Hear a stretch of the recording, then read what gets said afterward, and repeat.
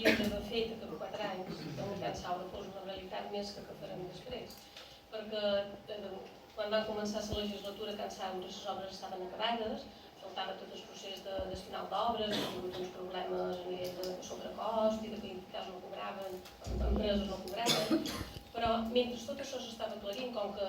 semblava que tots teníem la idea que Can Saura havia de ser cultural, durant aquests 4 anys ja s'havia d'haver fet feina pensant que volem o que volien que fos Can Saura, que és el que ara ens volen fer creure que és el que hem de fer els 4 anys següents. Això ja hauria d'estar pensat. Quan es va crear la subcomissió de Can Saura, era per, que es va crear fa estona, fa més d'un any i mig, es va crear per ja pensar ara què faríem de Can Saura. I resulta que, per el que tenim ara entès, és que l'han creada per saber d'aquí 4 anys què és el que farem. Per tant, per nosaltres, la pregunta clau era què havien d'haver fet per Can Saura fos cultural. En aquest moment,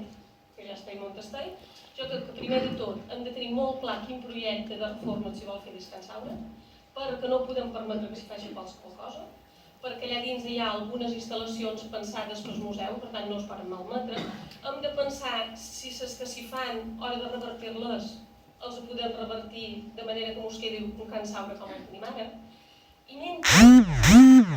hem de fer un informe de mobilitat, informar en el Ministeri que allà no s'hi poden entrar cotxes més que unes hores, que allà no hi ha aparcament, que veuran que farem tot això, que crec que no estan informats. Ens ho hem demanat moltes vegades a l'Ajuntament i la resposta és que no hi ha informe de mobilitat i que tampoc s'ha informat en el Ministeri. I a més, després de tot això, quan tot això ho puguem tenir aclarit,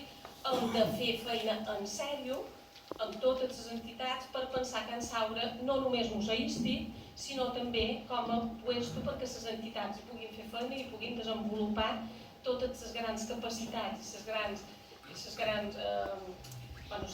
feines o els valors i activitats que s'hi fan. Per tant, pensar només un Can Saura com a museu, l'estem pensant com un edifici, i no l'hem de pensar com un edifici, l'hem de pensar com a referent cultural, de participació i de cultura. Gràcies, senyora Gomila.